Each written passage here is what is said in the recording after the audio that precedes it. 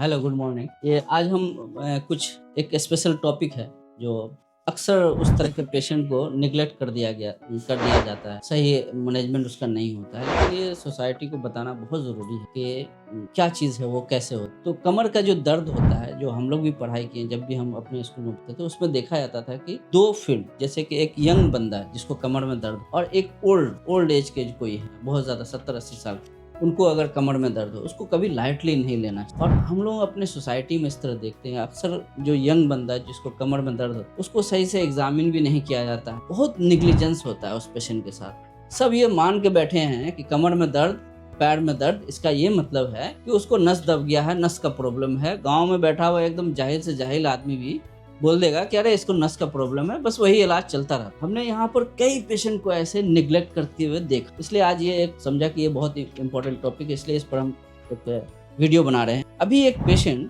जो कटिहार के हैं, वो 20 साल से यहाँ पर भी दिखा रहे हैं, और कहाँ रांची में जाकर के दिखाए हैं, वो कटिहार में भी दिखाए हैं, सिलीगुड़ी में दिखाए हैं, पूर्णिया में भी ऑलरेडी कंसल्ट करके रखे, लेकिन किसी ने भी अभी तक उसको 20 साल से दर्द हो रहा है, उसको किसी ने, एजुकेटेड लोग हैं, एकदम एजुकेटेड लोग हैं, अभी वो हम उनको सामने पर लेकर के नहीं है, तो 20 साल से वो दिखा रहे हैं, एजुकेटेड लोग हैं, पढ़े लिखे लोग हैं, लेकिन अभी तक प्रॉपर डायग्नोसिस उनका नहीं। क्यों नहीं हुआ है? सब लोग यही बोल रहा है कि आपको कमर में ये नस दब गया है, इसी की वजह से। तो एक फिजियोथेरेपिस्ट को दिखा रहे थे, फिजियोथेरेपिस्ट को लगा कि इसके हिप ज्वाइंट में भी अब कोई नया प्रॉब्लम हो रहा है, तो आए थे यहाँ पर, एक डायग्नोस्टिक सेंटर है पूर्णिया में, उनको दिखाया। तो फिर वो डायग्नोस्टिक सेंटर वाले लड़के को समझ में आ गया कि नहीं, ये तो कुछ और चीज है, इसलिए कि वो MRI करने के लिए आए थे। तो फिर वो हमारे पास भेजे थे, तो मुझे लगा कि बहुत इंपॉर्टेंट टॉपिक है, बनाना चाहिए। तो फिर जब हम लोगों ने एग्जामिन किया, तो पहली बार उसका ये हिप का एक्सरे हुआ है, पहली बार। वो 20 साल की उम्र, 20 साल से उसका आज तक किसी डॉक्टर ने भी, किसी ने भी हिप का एक्सरे तक नहीं किया। क्यों नहीं किया? इसलिए कि वो एग्जामिन नहीं किया। उसको एग्जामिन करते तो बहुत पहले पता चल जाता कि इसका हिप ज्वाइंट खराब हो रहा है, और हिप ज्वाइंट से भी पहले कोई दूसरा ज्वाइंट होता है इस बीमारी में, जिसमें वो ज्वाइंट खराब होता है, तो पहले उसी वक्त पकड़ कर उसका इलाज होता है, बीमारी का इलाज करना चाहिए, लेकिन ये दर्द का दवा इनको दिया जा रहा है। तो आज पहली बार इनका हुआ है एक्सरे, तो ये देखिए, ये हिप ज्वाइंट इनका ऑलरेडी पूरा खराब हो चुका है। ये ज्वाइंट भी अच्छा खासा खराब हो गया, लेकिन एक लेफ्ट ज्वाइंट ऑलरेडी खराब है। अब इस वक्त हम उनको बता रहे हैं कैसा हो गया, उनको यकीन भी नहीं हो रहा है कि मेरे साथ ऐसा हो। और एक ज्वाइंट यहाँ पर होता है, SI ज्वाइंट, ये सैक्रम होता है बोन, ये एक दूसरा बोन है, ये दूसरा बोन थोड़ा सा दूर। तो ये ज्वाइंट होता है, जो ज्वाइंट ऑलरेडी फ्यूज हो चुका है, यहाँ पर भी ये ज्वाइंट फ्यूज हो। तो ये सब चीज जो है इनिशियल फाइंडिंग है, और इसका जो ये कमर का एक्सरे है, यहाँ पर भी सब हड्डी आपस में ज्वाइंट होता है, एक दूसरे ज्वाइंट फ्यूज कर रहा है, इनका ऑलरेडी फ्यूज कर। तो जो डॉक्टर है वो तो समझ रहे होंगे किस बीमारी की बात करें। जो एक बीमारी होता है एंकाइलोजिंग स्पॉन्डिलाइटिस, बहुत कॉमन है हमारे एरिया में, और बहुत निग्लिजेंस भी है इसका, किसी एग्जामिन नहीं करते। इनिशियल स्टेज में अगर ये सब बीमारी को एग्जामिन सही से करके अगर डायग्नोस कर लिया जाए और प्रॉपर इलाज किया जाए,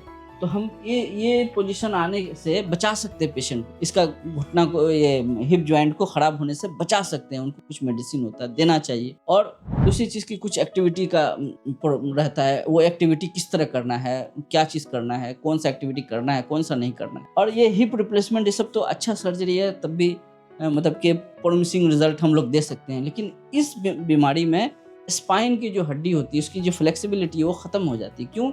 सब पूरे स्पाइन आपस में फ्यूज हो जाते हैं, उसको ठीक नहीं कर सकते, कोई नहीं ठीक कर सकते। लेकिन प्रॉपर तरीके से अगर डायग्नोसिस बने, उसका प्रॉपर मेडिकेशन हो, तो उसको खराब होने से बचा सकते। तो ये बहुत इंपॉर्टेंट चीज़ है। हर कमर के दर्द को वो नस दबा हुआ कह करके निगलेक्ट नहीं करना चाहिए। और पेशेंट आप खुद समझदार रहो, आज के ज़माने में जाकर के नेट पर सर्च करो कहीं पर भी कि कितना दिन कमर का दर्द एक्सेप्टेबल है। एक्सेप्टेबल का मतलब कि कहीं से दवाई लेकर 1 महीना मैक्सिमम, अगर 1 महीने से ज़्यादा आपको दर्द हो रहा है, फौरन कोई अच्छे डॉक्टर को कंसल्ट करना चाहिए। कोशिश करना चाहिए निकालें कि क्यों हो रहा है इनको दर्द। हर जगह नस भी दबता है, लेकिन हर जगह ऐसा नहीं होता है। तो जो इस तरह की चीज़ है, जो आगे चल करके 5 साल 10 साल के बाद इनको बहुत सारा प्रॉब्लम होने वाला है, वो पहले ही दिन पता चल जाना चाहिए। इनिशियल स्टेज में, जब इनको शुरू में 1-2 महीना दर्द हुआ था, उसी टाइम में जो डॉक्टर देखे थे उनको समझ में आ जाना चाहिए कि ये जो आदमी आज मेरे पास आया है 2 महीना दर्द लेकर के, इसको 10 साल के बाद क्या होने वाला है। तो उसी हिसाब से उसका इलाज उस टाइम से शुरू कर देना चाहिए। लेकिन ये